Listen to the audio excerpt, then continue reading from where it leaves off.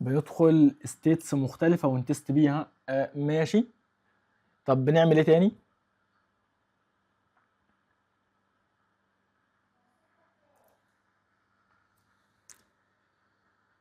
بنعمل موديلنج. ماشي. بتحط اساسيات السيستم عندك وتجرب انبوتس مختلفة وتشوف النتيجة. عظيم. تريننج للجينز. يعني ايه تريننج للجينز؟ ماشي، مش عارف يعني ايه. تيوننج. تمام، تيوننج. حلو. بنعمل فعلا تيوننج للبارامترز. بنعمل موديل للحياة عشان نعمل تيست.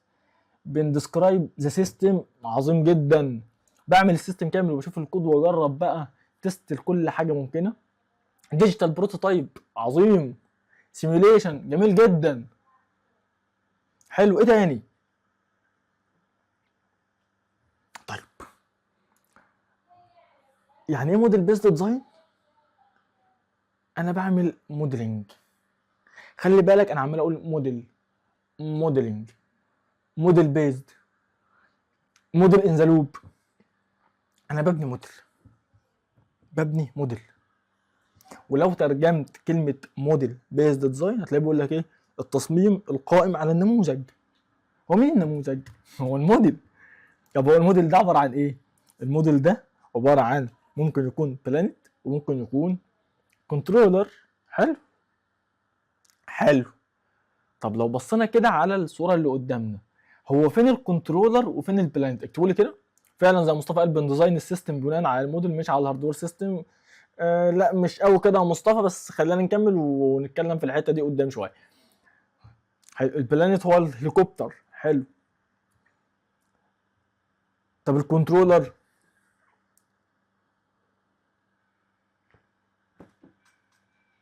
يا شباب خليكم معايا في الشات ونتناقش كده مع بعض، ده احنا كده بندردش.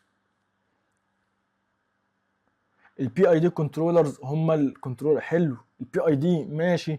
بي اي دي جميل جدا جميل جدا. everything else ماشي. لو سلكت اول تمام مفيش مشكله. حلو. بص بقى كده، لما ربنا يكرمك ان شاء الله ويكون عندك طياره هليكوبتر فوق سطح البيت وتحب تجرب فيها حاجه، تكلفه ان الطياره دي تقوم فوق سطح البيت عندك عشان مثلا تروح تلعب بلاي ستيشن مع حد من اصحابك تبقى مكلفه قوي، صح؟ فبالتالي انت هتخليها للمشاوير المهمه، في زحمه على الاوساطي، في زحمه على الدائري، ايا كان.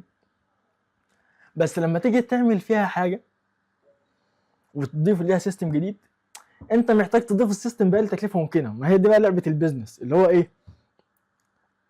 انا هعمل السيستم وهكلفه، بس زي ما هقول دايما الدنيا بتروح لحاجتين اساسيتين بيتقاس عليهم.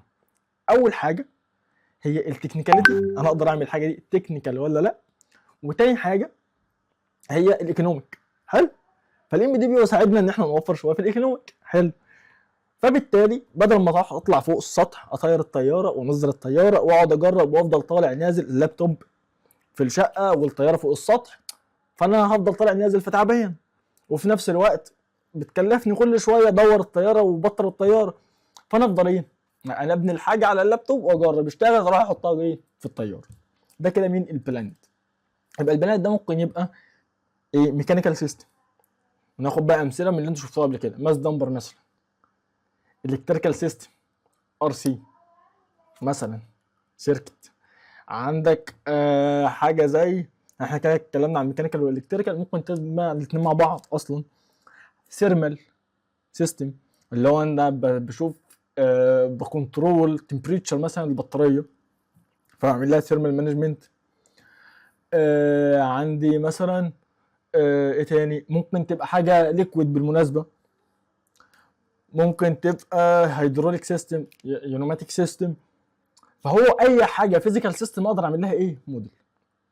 بس هنا هيجي سؤال دلوقتي جوه دماغك اكيد بنسبه كبيره جه لبعض منكم على الاقل، هو انا هعمل الطياره كلها على بعضها ولا العربيه كلها على بعضها، ولا ممكن اشتغل على جزئيه منها بس؟ انا عايز اشتغل بس على فرامل العربيه، عايز اشتغل بس على مساحات العربيه. يبقى البلانت موديل مش شرط يكون السيستم كله، هو ممكن يكون جزء من سيستم، ممكن يكون ايه؟ جزء من سيستم. وهنا حاجه ضروريه جدا ان انت عارف وانت شغال على سيستم تبقى عارف ايه الكومبوننتس بتاعته، وكل كومبوننت ايه الانبوتس بتاعته وايه الاوتبوت. هنا الموديل اللي قدامنا هو عامل بلانت موديل للهليكوبتر كلها. مثلا احنا هنفترض كده، احنا ما دخلناش جوه الموديل وشفنا، بس هنفترض انه عامل الهليكوبتر. بس حد تاني عايز بس يتحكم في حته ايه البتاع اللي بيسوق بقى. ما ركبتش طياره قبل كده بصراحه، بس يعني نعتبر الدركسيون بتاع الطياره. حلو، انا عايز اشتغل على دي، تمام كده؟ تعمل ازاي؟ وهكذا. الكنترولر بقى، الكنترولر ده ممكن يبقى بي اي دي، ممكن يبقى بي اي. خلينا نتكلم في حته دي، البي اي دي عموما. حلو، وتست البي اي دي نفسه واعمل له تيوننج والكلام ده كله. ممكن يبقى كنترول لوجيك، يعني مثلا عندي حاجه سنسور اون اوف، اللي هو ايه، لو محمد جه اضرب احمد، وهكذا.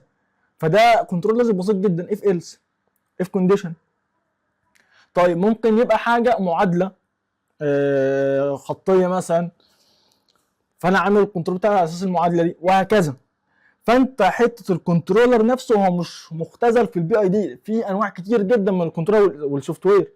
الناس اللي ممكن تتعمق بعد كده في الموديل بيز ديزاين وتتخصص اكتر في حته وليكن مثلا الايروسبيس، ممكن يبقى بيشغل على الجي سي، ممكن يشتغل في حته يدخل مثلا في اوتوموتيف وبعد كده يشتغل في الموتور كنترول. هتلاقي مثلا بيروح لحاجه اسمها الفيلد اورينتد كنترول او الموديل بريدكتيف كنترول، وهكذا وهكذا.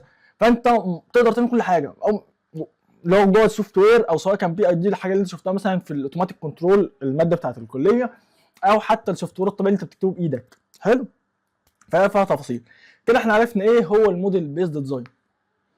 وانتوا بقى لما سالتكم يعني ايه موديل بيزد ديزاين قلت لكم شويه حاجات حلوه.